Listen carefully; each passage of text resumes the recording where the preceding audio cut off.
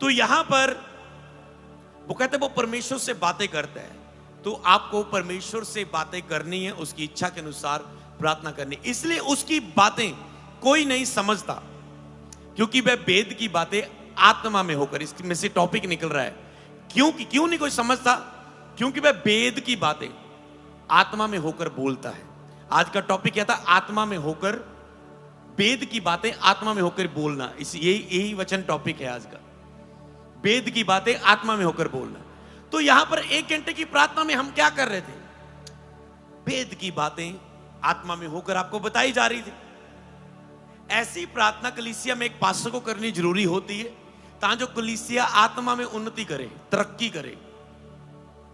वेद की बातें जब आपको बीच बीच में बताई जा रही कि ऐसे आराधना करो, अब मुझे आया कि ये भजन उठाओ, कैसे वातावरण वो तैयार होता है?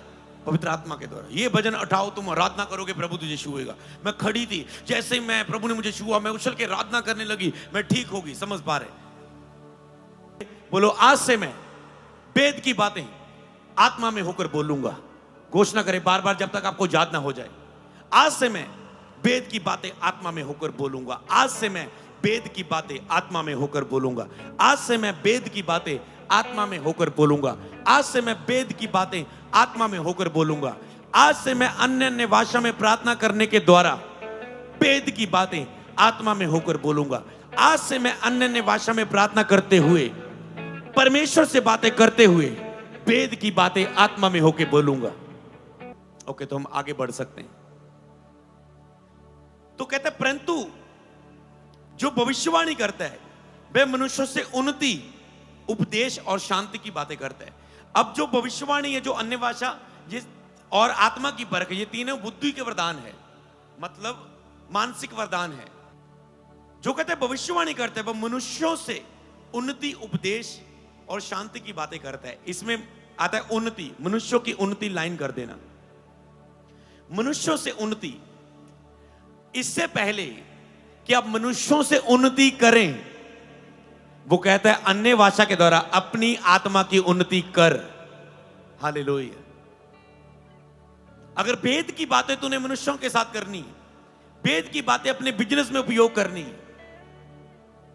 प्रभु आपको प्लानिंग देता है। जो लोग बढ़ते हैं, कई मैंने देखा ब्लेस्ड लोग, प्रभु ने उन्हें आशीष दी, प्रभु ने और वेद की बातें बताता है। वो मुझसे पूछते हैं कॉल पर, जब अपॉइंटमेंट के द्वारा, मुझे ये वेद आया, मैं ये बिजनेस करने जा रहा हूं, सब कुछ मैंने बुद्धि से, सारी जो आपकी गाइडेंस है उससे मैंने इसे परख के देख लिया, सब कुछ सही है। तो कई लोग स्टेप लेके जीवन में आगे बढ़ रहे हैं, पर कई लोगों को कोई रेवलेशन नहीं आ रहा है, कोई वेद नहीं आ रहा है। चाहे वो मिनिस्ट्री है, चाहे वो बिजनेस है, चाहे वो जॉब है, चाहे वो परिवार की अगुवाई है, चाहे कुछ भी है। तो आपको दूसरों की उन्नति करने से पहले आपको अपनी आत्मिक उन्नति करनी जरूरी है। कहता है जो अन्य भाषा में प्रार्थना करता है वो अपनी आत्मिक उन्नति करता है, अपनी ही आत्मिक उन्नति करता है। जो भविष्यवाणी करता है वो मनुष्यों से उन्नति, उपदेश और शांति की बातें कहता है। फिर कहता है जो अन्य भाषा करता है वह अपनी ही उन्नति करता है, परंतु जो भविष्यवाणी करता है वह कलीसिया की उन्नति करता है। इससे पहले कि आपके द्वारा लोगों की, परिवार की या कलीसिया की, जो कोई भी आपकी लाइफ का हिस्सा है, बिजनेस, जॉब, जो भी कुछ आप कर रहे हो, उसमें आपकी उन्नति हो, तो अन्य भाषा के द्वारा अपनी आत्मा की उन्नति करें, वेद की बातें आत्मा में प्राप्त करें, आत्मा में प्रार्थना करने वाले स्थान पर जाएं।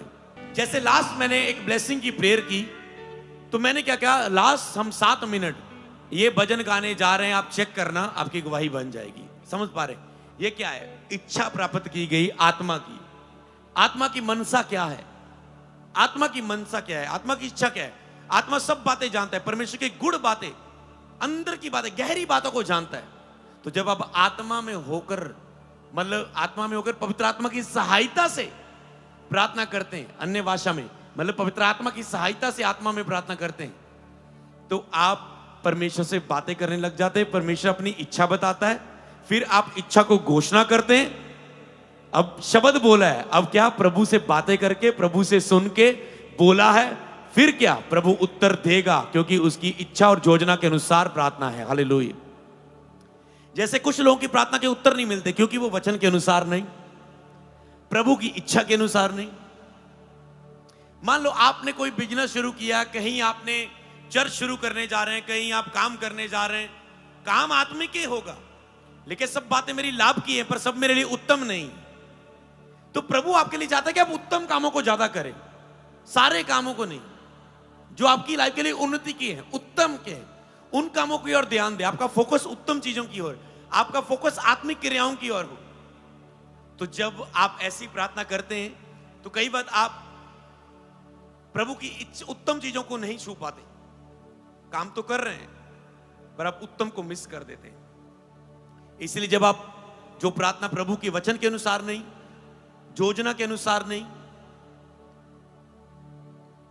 तो वो प्रार्थना का और सही इच्छा से नहीं, उसका उत्तर नहीं आता। 3 बातें, जो प्रार्थना वचन के अनुसार नहीं, परमेश्वर की योजना के अनुसार नहीं, और तेरी अंदर बुरी इच्छा से हो। तुम मांगते हो, तुम्हें मिलता नहीं क्योंकि तुम बुरी इच्छा से मांगते हो।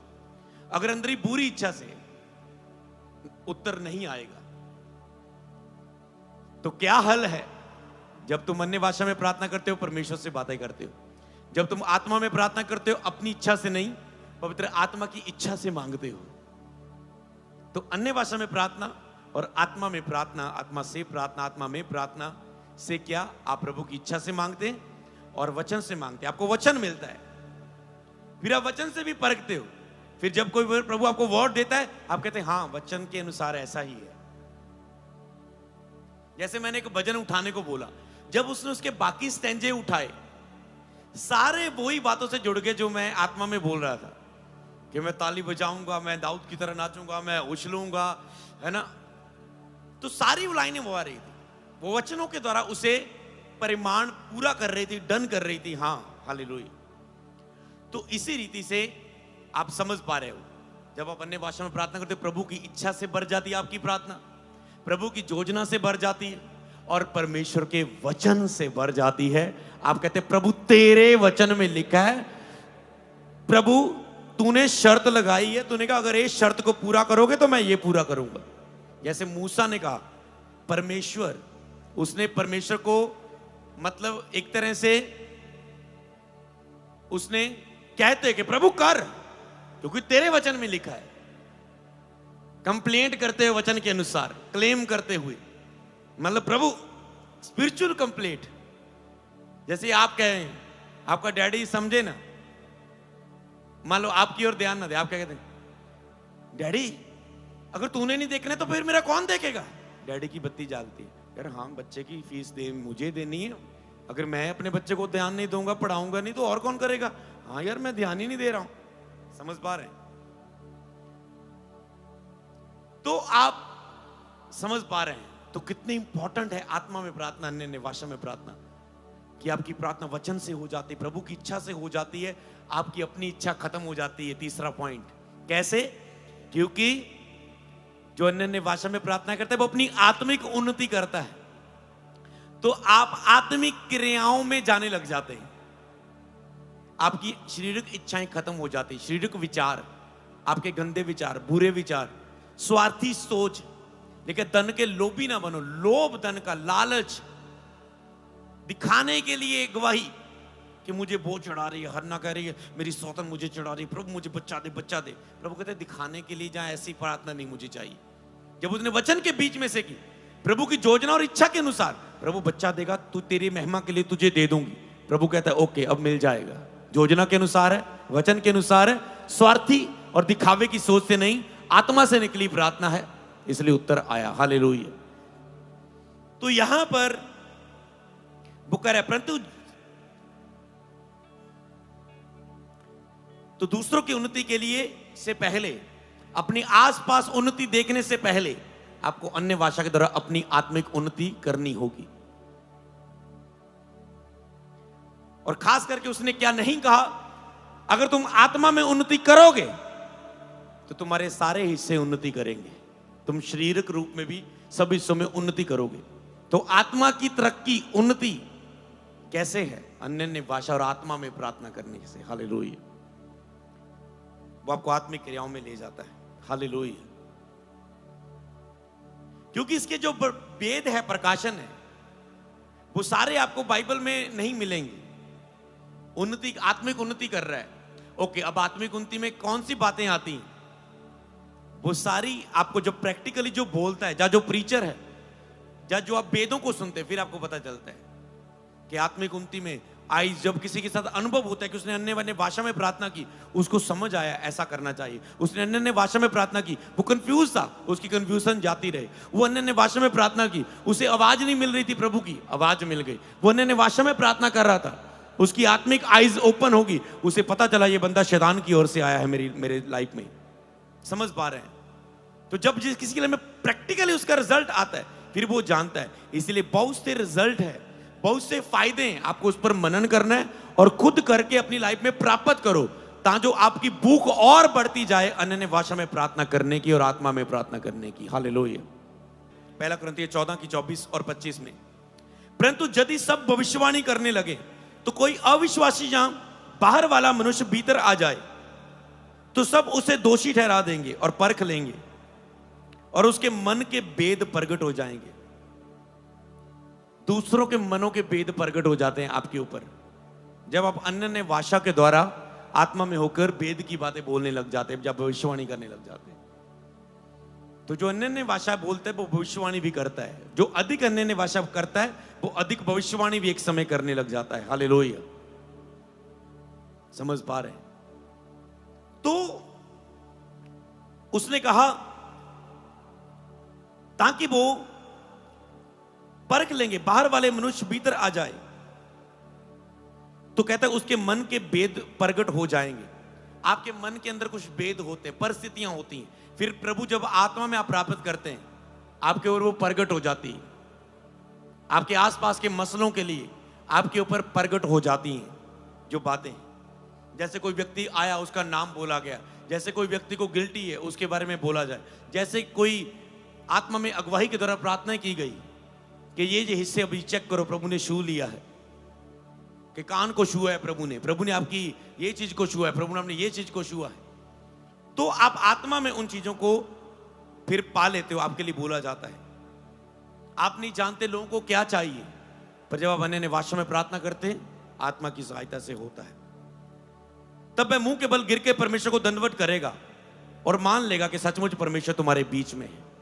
जब फिर आत्मा के द्वारा प्रार्थना होती, जब भविष्यवाणी होती, जब आत्मा के द्वारा फिर कार्य होते हैं पवित्र आत्मा से वचन पाकर, तो फिर नए लोग भी जब आते हैं तो वो अब उनको ये नहीं ध्यान होता कि राबा राबा राबा ये क्या कर रहे थे कुछ समय थे। उनको अब उसके बाद जब रिजल्ट दिखता है, वो खुद महीने बाद अगले दिन वो ही प्रार्थना करने लग जाता है, मुझे भी ये चाहिए प्रभु जो ये कर रहे हैं। हालेलुया। समझ पा रहे हैं? ये मुझे भी चाहिए, पर शैतान रोकना चाहता है।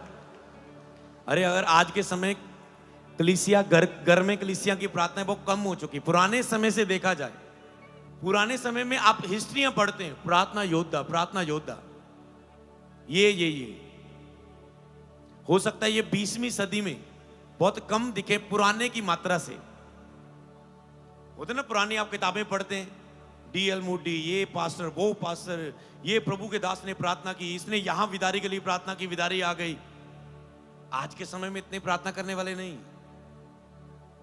आज तो फोन नहीं पकड़ा हुआ है सभी को।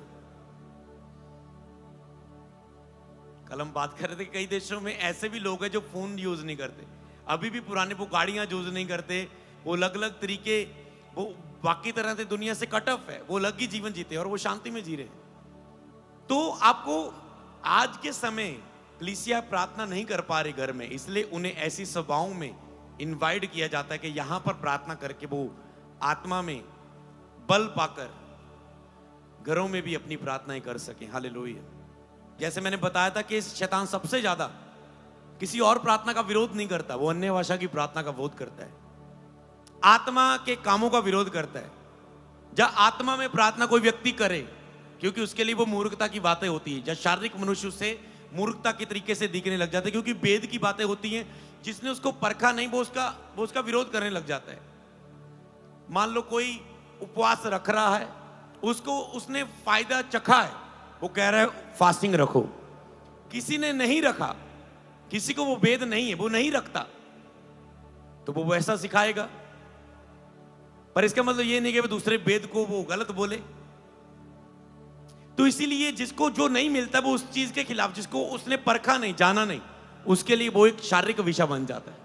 अब आपके ऊपर वेद से खोला गया ये बात को कि शैतान इसलिए अटैक कर रहा है कि आपको इतना तो पता था, शैतान सबसे ज्यादा प्रार्थना में अटैक करता है, क्योंकि उसको पता है प्रार्थना में जो मांगोगे मिल जाएगा। अब शैतान ने नई गेम खेली। अगर इसे अन्य भाषा की प्रार्थना में जाकर वचन से प्राप्त ना किया जाता तो कलीसिया अनजान रहती। अब कलीसिया को पता है शैतान सबसे ज्यादा प्रार्थना में अटैक करता है, वो प्रार्थना कर रहे हैं। आज के समय में देखें, कलीसिया का विषय ये नहीं है, उनका विषय ये बन चुका, मैं प्रार्थना भी कर रहा हूं फिर भी नहीं हो रहा है, मैं प्रार्थना भी कर रहा हूं फिर भी नहीं हो रहा है। क्योंकि उनकी प्रार्थना शारीरिक प्रभु की योजना से मिलती नहीं, वचन से मिलती नहीं, पवित्र आत्मा की सहायता से नहीं है, और इसलिए उनकी लाइफ में नहीं होता। और शैतान आज के समय आपको आत्मा में प्रार्थना और अन्य ने भाषा में प्रार्थना, वरदानों से भरी हुई, सामर्थ्य से भरी हुई प्रार्थना से रोकता है, प्रभावशाली प्रार्थना से रोकता है, विश्वास से भरी हुई प्रार्थना से रोकता है। क्योंकि जब आप अन्य भाषा में प्रार्थना करते हैं, आपकी आत्मा तरक्की करती, मतलब वो आग से भर जाती। जब आपका आग से बपतिस्मा होता है, फिर आपके अंदर विश्वास भी आ जाता है। विश्वास की वो प्रार्थना प्रभावशाली प्रार्थना बन जाती है। हालेलुया। सबको जय मसीह की। मैं जतिन बब्बर और आप देख रहे हैं मसीह परिवार चैनल। जैसे कि आप सब जानते हैं कि मैं इस चैनल पे प्रभु के अलग अलग दासों की वीडियोस डालता हूं, तो अगर आपको हमारा चैनल अच्छा लगता है तो आप इस चैनल को ज़्यादा से ज़्यादा सब्सक्राइब जरूर करें, ताकि आप प्रभु के वचन को सुन सके। वीडियोस को ज़्यादा से ज़्यादा शेयर करें, ताकि जिन लोगों तक वचन नहीं पहुंचा उन तक भी वचन पहुंच सके। सबको जय मसीह की। एक बार मैं आपसे दोबारा कहूँगा कि इस चैनल को सब्सक्राइब जरूर करें और वीडियोस को ज़्यादा से ज़्यादा शेयर करें। जय मसीह की।